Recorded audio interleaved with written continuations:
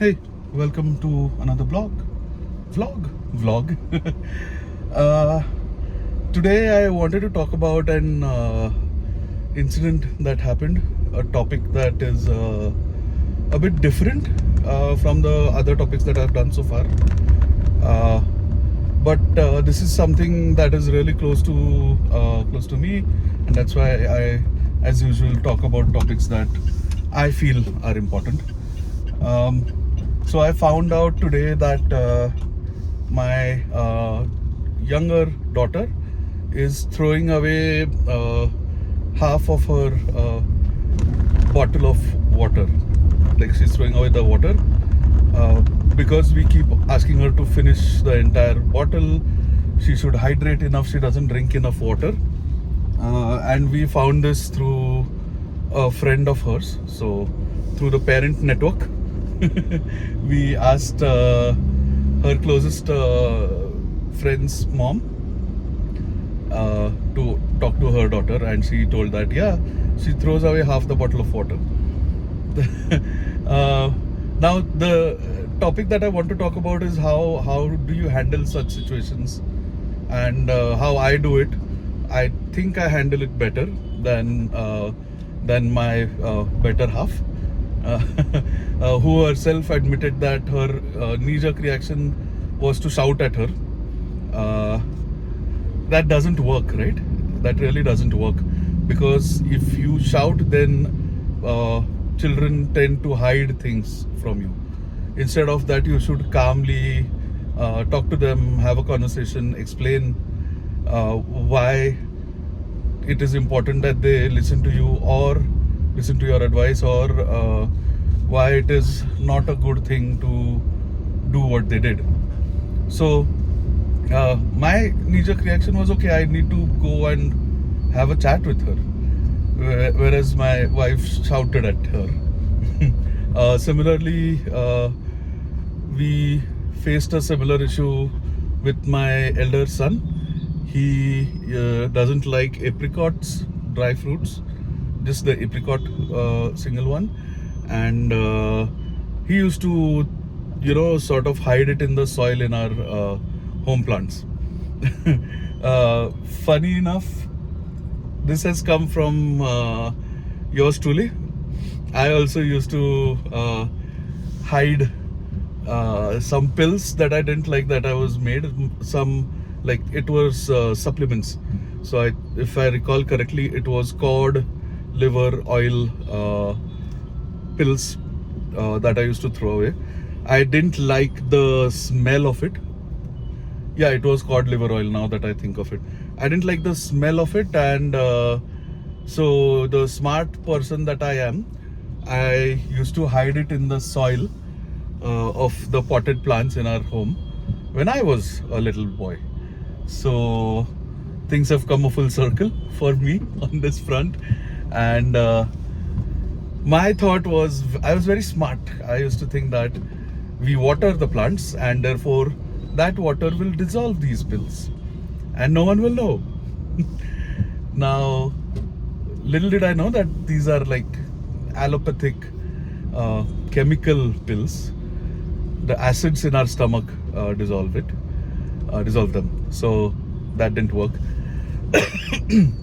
So how do you react to a situation? And it's easy to say, but really difficult to do. But I think I have sort of almost perfected this thought process with my kids. I don't shout.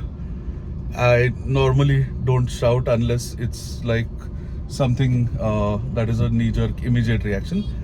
I haven't shouted for many years now on the kids. So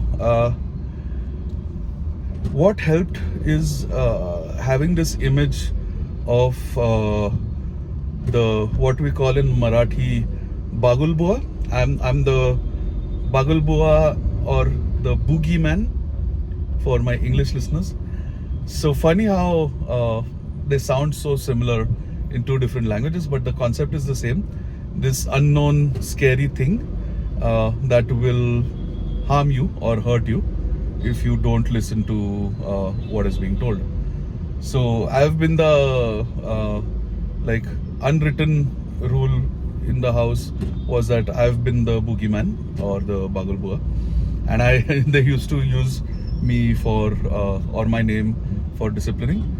So what happened is my wife and kids had gone over to my in-laws to stay, and so typically what happens is, because I'm the boogeyman, you call the boogeyman, boogeyman talks to the kid, and kid listens to you. That's the chronology that's followed. So this time I realized that we need to stop doing that and build a different strategy, because now they'll stop listening to the boogeyman. So when my wife, after a typical situation happened where my son wasn't listening, he was being cranky, called me up and asked me to scold him or to ask him to listen to her. So this time I didn't do that, and I just said, it's okay, I'm not going to shout, let him do what he wants. And I asked him to just calm down and do what you want. We'll talk about it when he's back. So the plan is, I'm gonna sit him down and explain why he needs to listen to his mom as well. So that will help.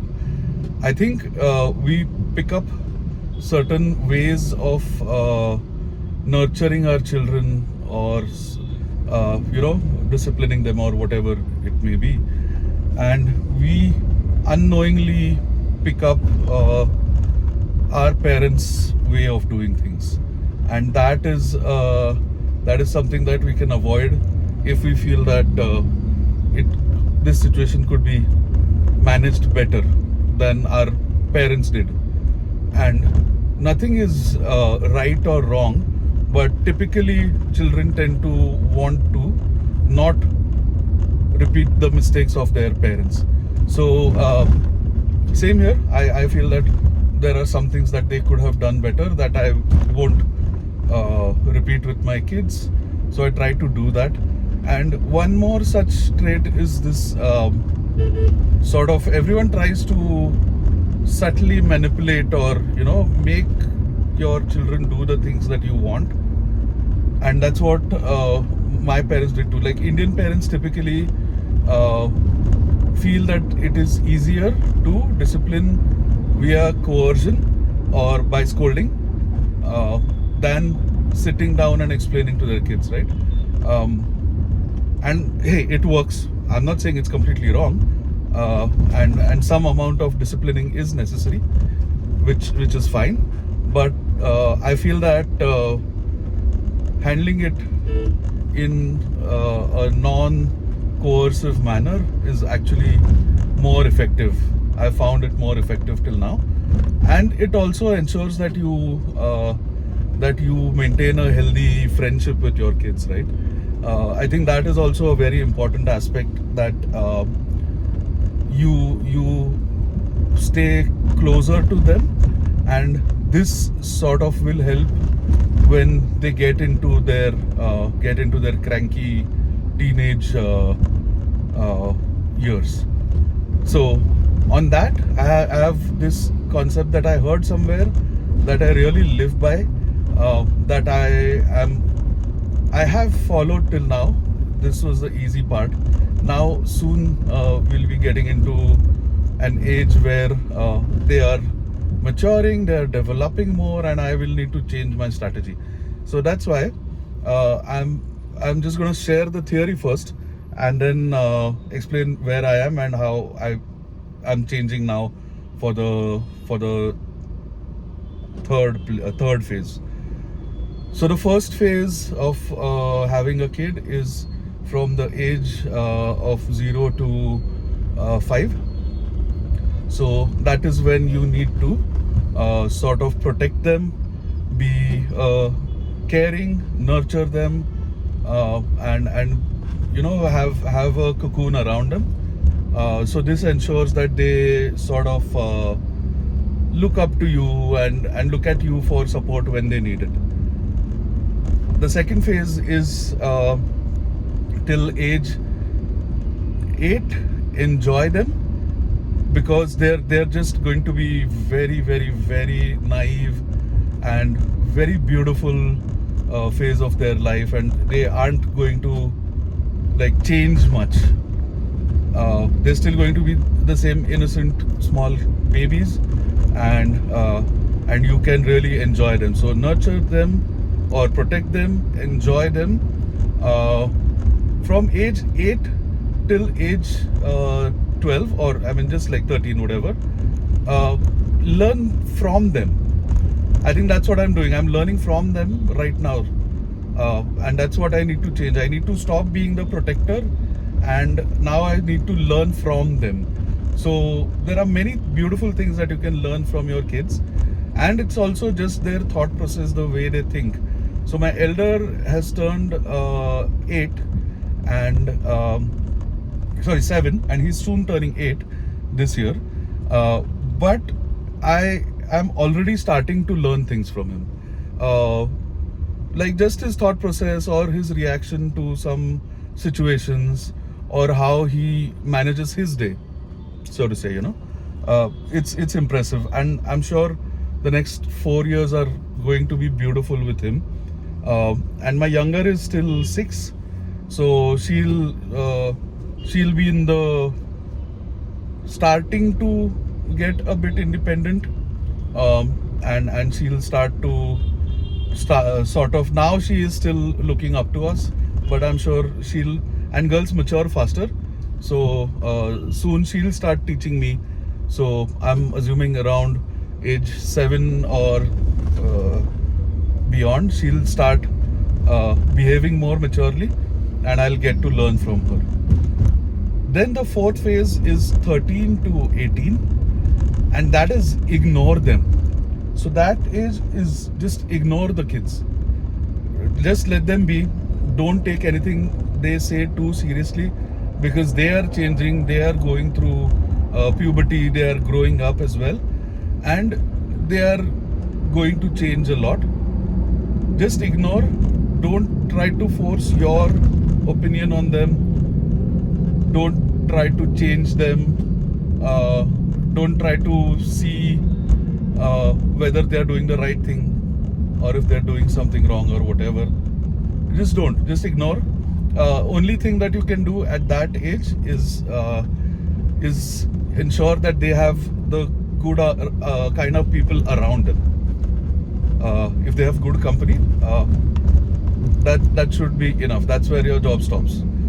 That's it. That's all that you need to do. If they need something, provide that to them within your means. Do whatever is monetary, whatever is required. But beyond that, you have no control over how they are going to change. They will go through ups and downs, and they'll make mistakes. Let them make mistakes. And that is the biggest mistake that my family, or just all of my family did. They didn't want me to make mistakes, so they kept stopping me from doing certain things, or just protecting me, which was in their own way the right thing. But I think from 13 to 18 you should just let kids be and do what they want to do. And here comes the kicker. After 18, unless they ask you for money or something else, or support or whatever, don't give it to them.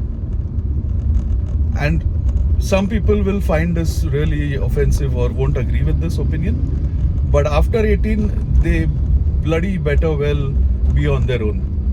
You need a house to stay in my house, that's fine. You want to go out and stay somewhere on your own, wonderful. Nothing better than that. I would love it. Just go. You want to go do a job and earn money, wonderful, great, do that. That is going to give you like the sustenance or the important lessons of just growing up, becoming an adult. I totally plan to make the kids independent after 18. The resolve is there. I don't know how successful I'm going to be, but I'm pretty sure that one important factor that is going to hamper this is my wife. She won't have the same mindset, so there's a bit of a struggle there. But let's see. Hopefully, I'll be able to turn her around to my point of view. Lot of time for that, because 10 more years for the elder son and 12 years for the younger daughter. So that's the plan. And yeah, so right now for my elder, I'm turning from protector to more of a friend, or instead of me actively providing advice, I will wait for them to come to me. For him, actually, not them. For the younger one, I'll still continue what I would call as active interference.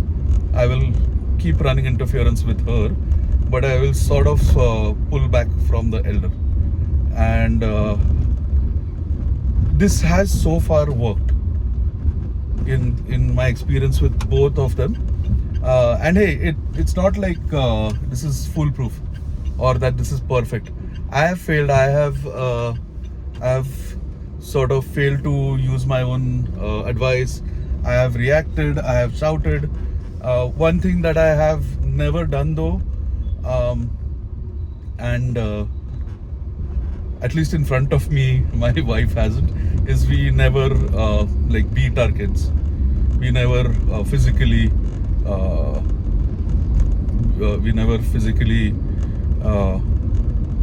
how do you say this, teach lessons? I don't know. So that's something that we have never done, which her and I as kids have had quite a lot of beatings. We have had our share of slaps and stuff thrown at us. I think for her it was the broom. I'm not sure. I'll bring her on some vlog sometime. But yeah, we've had. I think for me it was my father has sometimes disciplined me physically. My mom, I don't remember so much. And for her, for my wife, it's the inverse. Her dad never touched her, but her mom has had a field day with her, I think, in her childhood. So yeah, so that's the vlog that I wanted to make. I just overshot the 15-minute mark I had made for myself. But yeah, I hope this information is useful to you. Thank you.